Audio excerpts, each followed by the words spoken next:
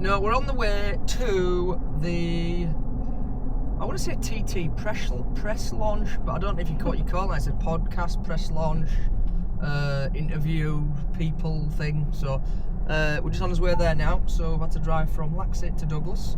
Such a long way. Oh, it's the other side of the world. And then we're gonna see what the plan is when we get there. A video. Oh yeah. Ever had a dreams that you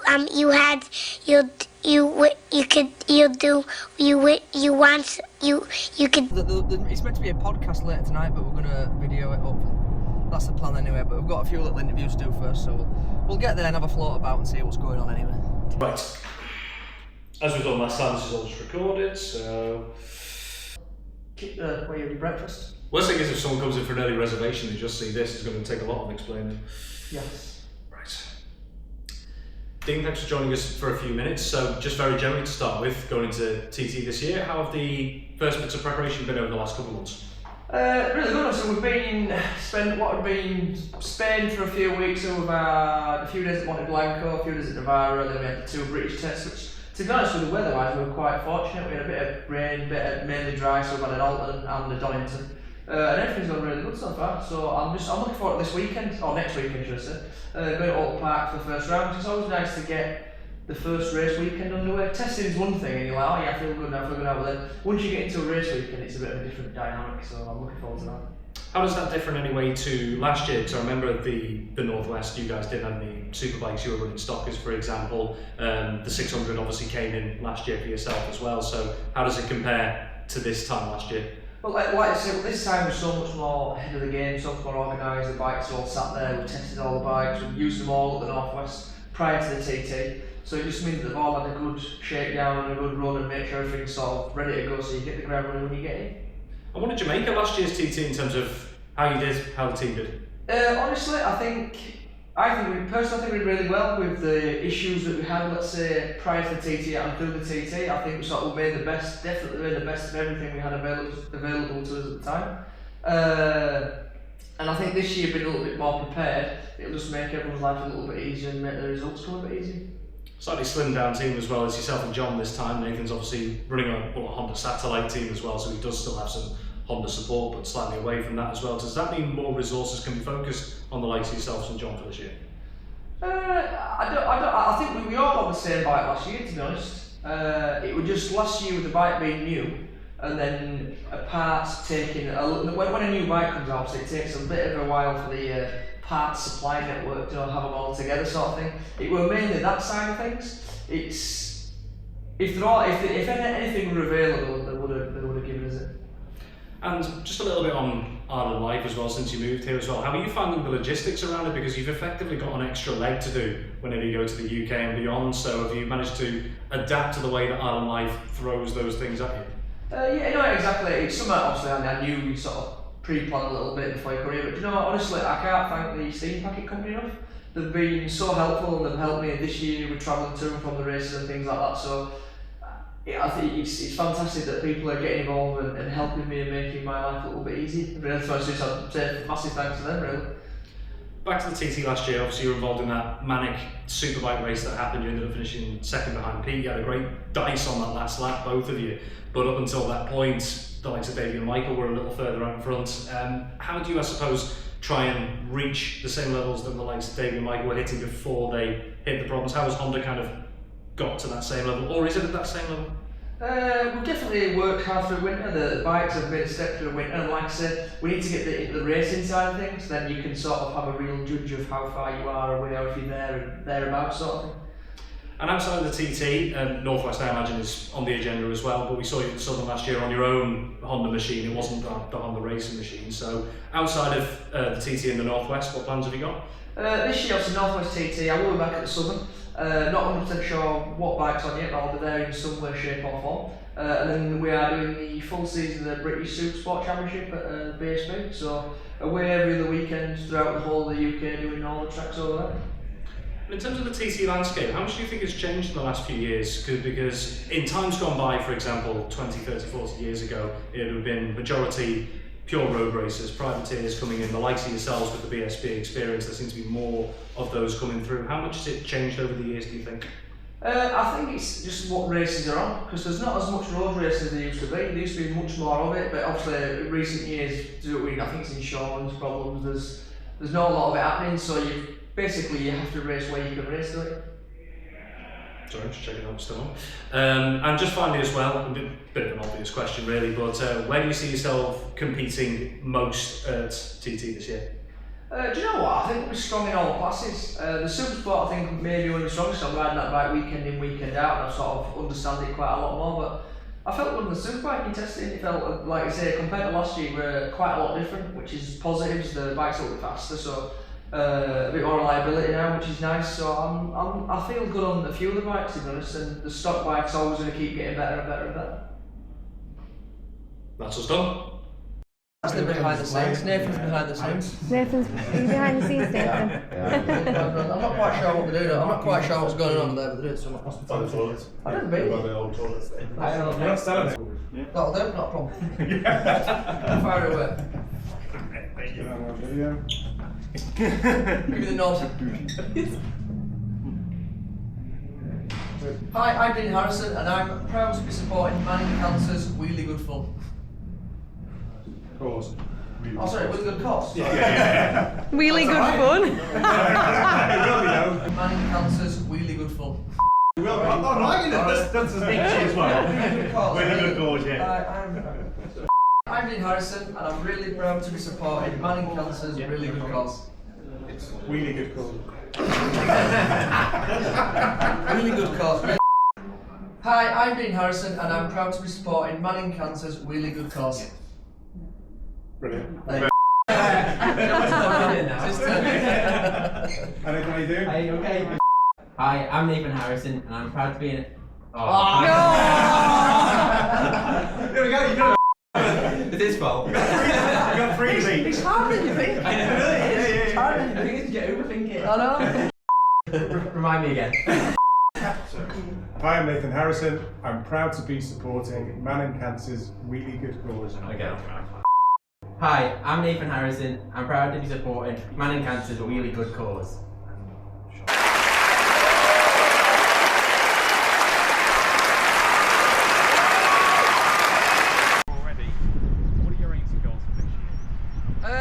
The aim is to try and go one step further than last year, so second last year, so to try and win this year is the plan.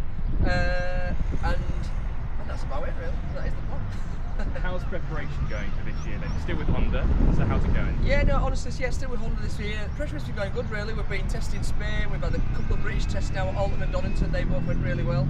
And then the first round is next weekend back to Alton Park, so I'm just looking forward to getting the first weekend underway, or race weekend, should I say, underway. In terms of like pressure and things building up to TT, is there that mixture of pressure and excitement, or is it mainly excitement? What's the feeling? A little bit of both really, but not mainly excitement. I'm just excited to get going. Like, you do a lot of testing, you ride all the bikes and you feel like you're in a good place, but it's not until you get to actual racing the thing and you see how everyone else is performing and the bikes are working and things like that, so you've got a good gauge of whereabouts you are. Yeah, no. Is that something you feel about? No, join the TT, to be honest, it's not easy at the time. Going around the track will help all the inputs into one of the most basic requirements I get. Yeah. I can believe that.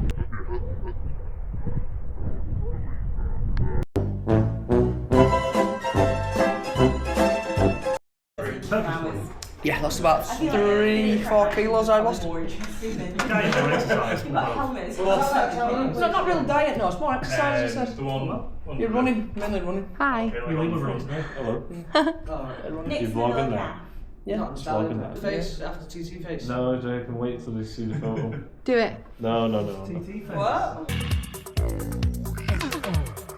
Actually. The bit that nobody sees, right? So Christy, my wife, and Vicky, Dean's soon-to-be wife, are Yeah. the people that actually do all the work. Honest pet, I love you. 2025 British Supersport champion or 2025 senior TT winner. I'll take the senior TT win again. Something you can't live without during TT fortnight.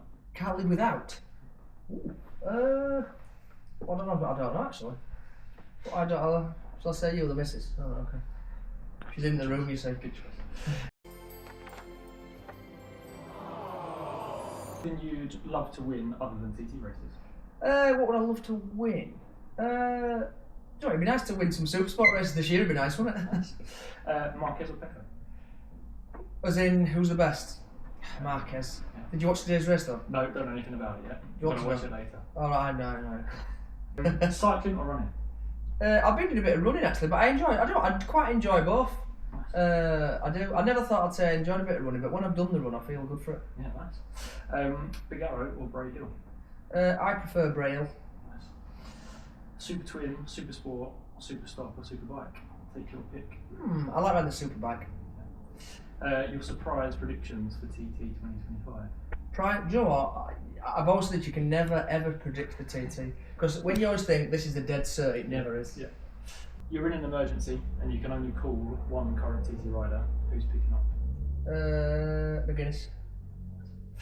Which current TT rider would most likely go viral on TikTok? Go viral on TikTok. David? Is he doing TikTok? I think so. Oh, regular. The TT rider most unlikely to buy you a pint. Unlikely, Michael Rutter. In fact, no, I can't say that. Michael Rutter bought me a pint at the Northwest 200 launch, so I'll take it back because he did buy me a beer. So no, not Michael Rutter. I'd say who's not going to buy me a pint. I don't know. I don't know actually. I know I would say Michael, but no, he'd buy me one, so I can't slate the guy because he got me a pint. The person most guaranteed to make you laugh during TT fortnight? John makes me laugh. He is funny. More to think, aren't they?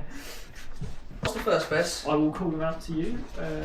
The face you pull on the start line. On the start line? Yeah, so you're looking straight down the camera, please. It's probably a frown face.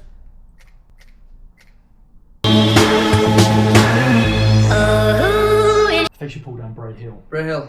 Be like.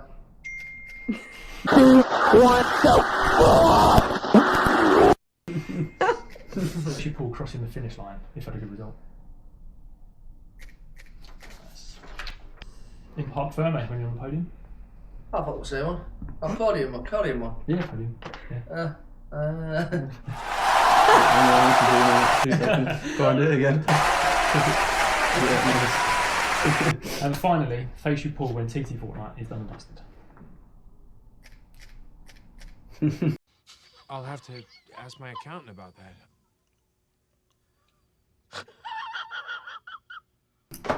Sorry. Thank you very much. And that's All done. Perfect. Right, champs. Do we that Thank you first so much. again? Thank you very much. Thank you. Hold on.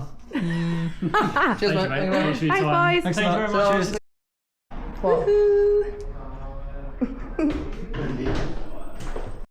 Let me zoom in. There you go, look. See, that's it. This guy is casually walking down the road With his over his shoulder, pet snake. He's taking his snake for a walk. I've seen it all. Oh my god. My pleasure.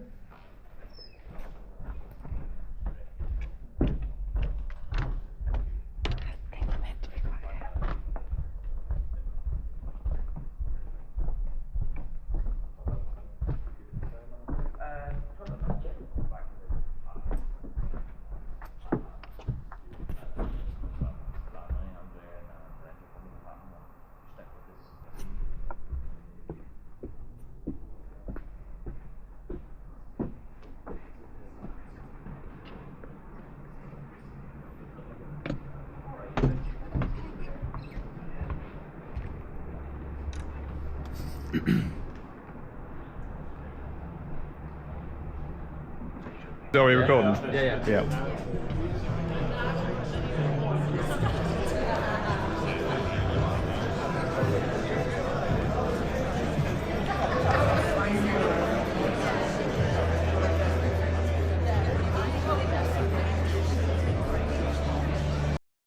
What are you watching tonight? Romeo and Juliet. This is the view. Make some noise for Ben Birchall and Dean Harrison.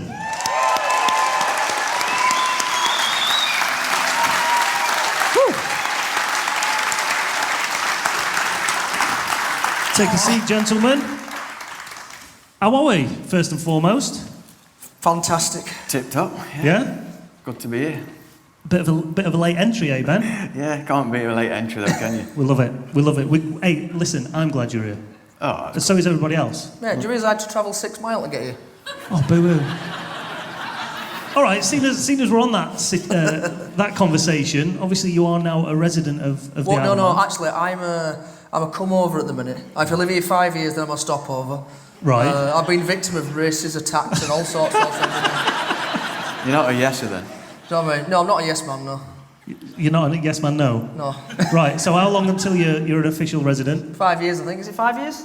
Yeah. 5 years. Are you sure we can't just adopt him straight away and have him as an islander straight away? I heard it were 5 generations with you lot, not just 5 years. I think it has to be an accent thing. Surely when someone sounds Manx, then that's them. That counts you well. Do you feel comfortable? Do you feel at home here? Yeah, I obviously, yeah. That's the whole point of moving here. It's a nice place to be. Everyone's really nice and kind, and it's just very relaxed, chilled out. You can imagine I've lived in Bradford all my life, so moving from Bradford to here is a bit of a contrast. I don't just mean scenery-wise, in people and all the other bits and pieces. So culture. Yeah, there's definitely a culture difference. Yeah, I bet. Diverse. Is it diversity of the world? Diverse the word? Not here. It's not. That's a bit strong, isn't it? Calm down. You know what I mean? It's a children's show. You know what I mean? What? No, I'm saying.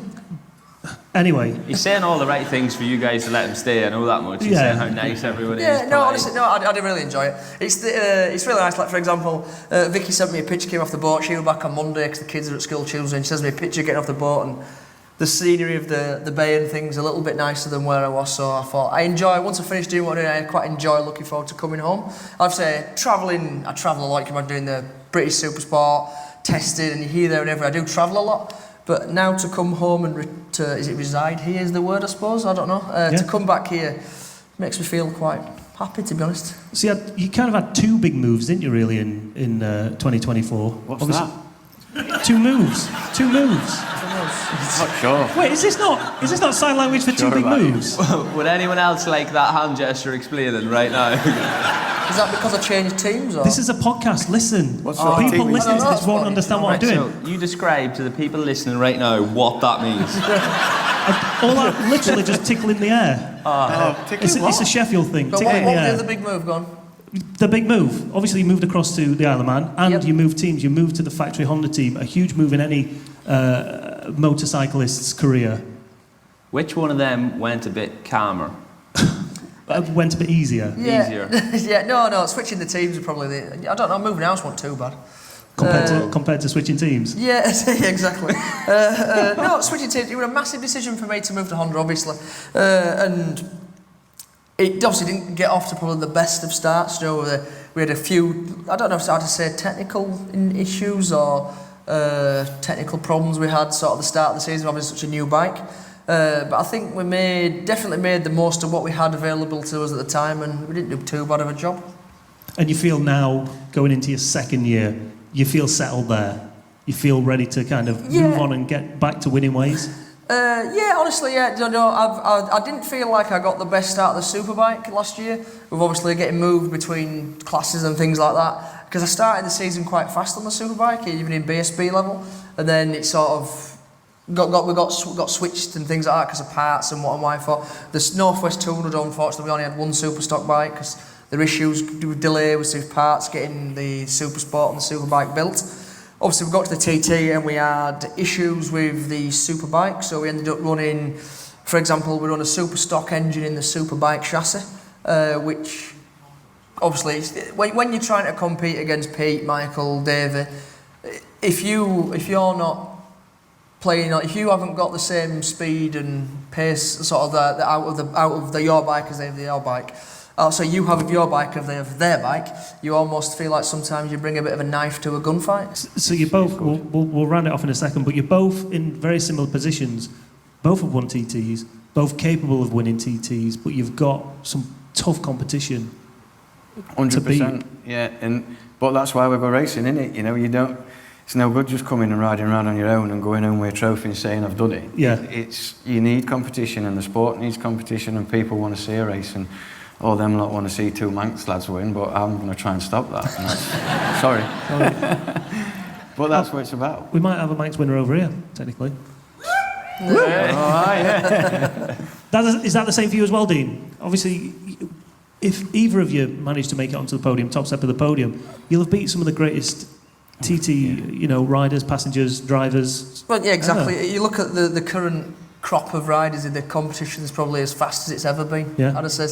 And there's more people in a smaller space of time that makes life very difficult. Yeah.